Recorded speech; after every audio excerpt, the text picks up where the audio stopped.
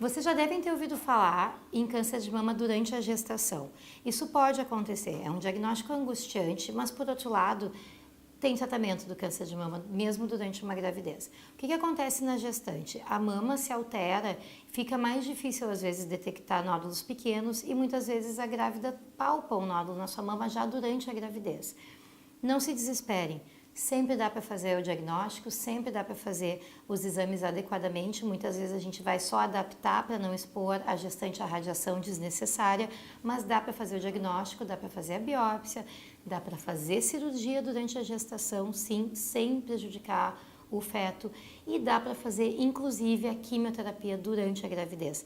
A quimioterapia durante a gestação tem vários estudos mostrando que não aumenta o risco de malformação do bebê, que não aumenta o risco de formação do cérebro, de função após a gravidez. A única coisa que deve ser cuidada é para que não seja feita nos primeiros 3 meses de gravidez, no primeiro trimestre, que é onde se dá a formação dos órgãos do bebê. Então, qualquer tipo de tratamento para o câncer de mama deve ser idealmente feito depois do primeiro trimestre de gestação, dos primeiros 3 meses.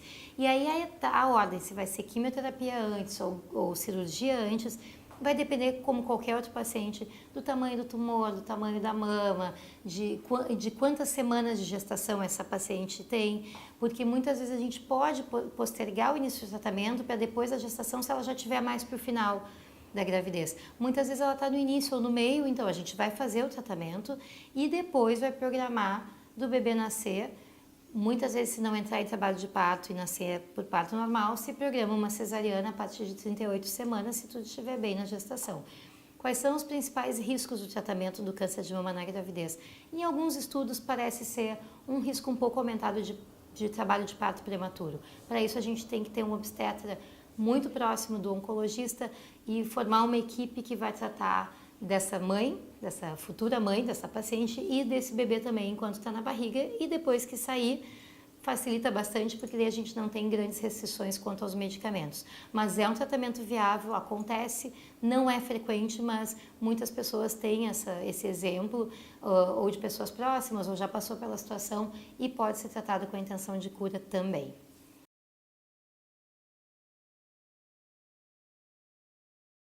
Uma pergunta muito frequente é: se eu fizer quimioterapia, eu vou poder ter filhos depois? A resposta é sim.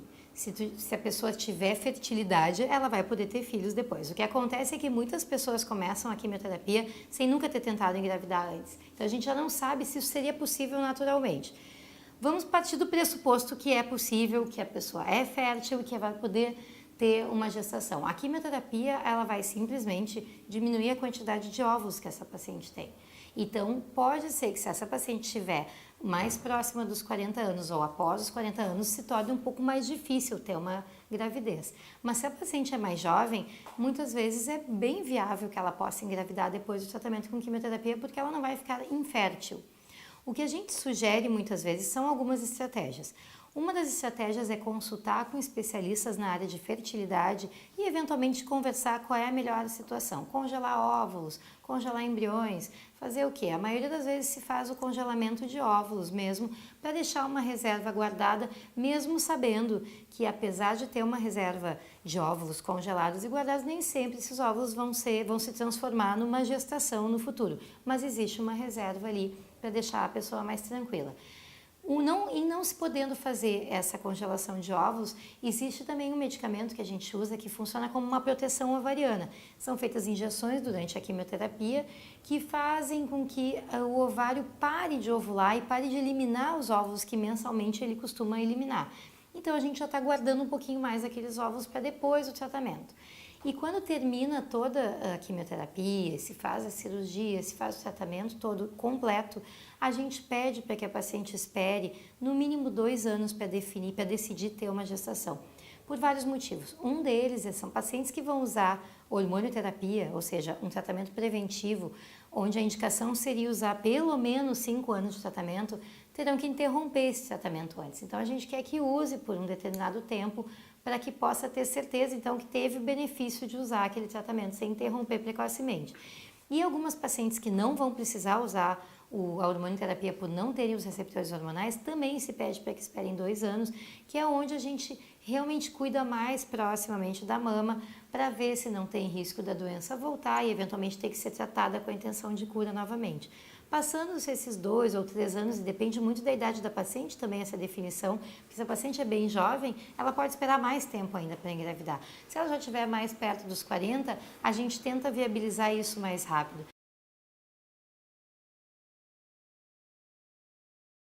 Uma pergunta muito frequente que fazem, e é uma confusão muito frequente também, assim, o câncer de mama, ele é genético ou ele não é genético? O que é hereditário e o que não é? O câncer de mama sempre é genético, porque ele acontece por uma alteração nos genes. Então a gente chama de genético. Mas a diferença é se ele foi causado por alterações adquiridas ao longo da vida. Então, é um câncer adquirido, são alterações adquiridas, ou se ele foi causado por alterações genéticas herdadas, daí sim ele é hereditário. Algumas dessas alterações genéticas herdadas se consegue detectar em exames que se faz uma retirada do sangue da paciente e se avalia a presença de alterações em determinados genes, como por exemplo BRCA1, BRCA2 e outros genes envolvidos também no risco de câncer de mama. Uma vez sabendo que existem alterações nesses genes, a gente pode usar estratégias para prevenir novos tumores e também investigar a família. Então, sempre que alguém tiver câncer de mama, a gente precisa fazer um bom histórico familiar, ver se tem outros casos de câncer na família, que não precisa ser só de mama. É importante perguntar sobre outros tumores também. Câncer de intestino, câncer de ovário, câncer de colo de útero, de pâncreas, de estômago, qualquer câncer é informação importante. E não tendo casos de câncer na família, a gente avalia se é necessário fazer uma investigação para ver se a paciente tem um risco hereditário, ou seja, aqueles genes que foram herdados. Se a paciente tiver uma mutação no gene, se investiga a família, se não, não precisa investigar. E se não tiver mutação nenhuma e tiver irmãs, primas, filhas e mãe, se recomenda então que todas procurem o mastologista já para serem examinadas e cuidarem um pouco mais de perto das suas mamas.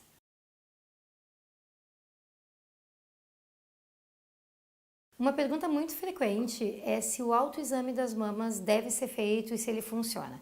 Se a gente for avaliar a literatura científica, se diz assim, a mamografia é feita para prevenir prevenção precoce, que significaria detecção precoce do câncer e diminuir o risco de morte.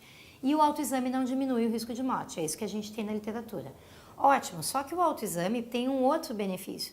Pode até não diminuir mortalidade na literatura médica, mas ele tem o benefício de que a pessoa começa a se conhecer melhor. Então, se incentiva, sim, que todas as mulheres façam o autoexame da mama mensalmente, de preferência quando não estiverem na fase pré-menstrual, onde as mamas podem estar mais inchadas, mais doloridas. Façam no banho com sabonete para ficar deslizando bem ou com um cremezinho. Conheça a sua mama, palpe, porque não é pouco frequente o número de pacientes que palparam o seu nódulo antes mesmo de fazer a mamografia.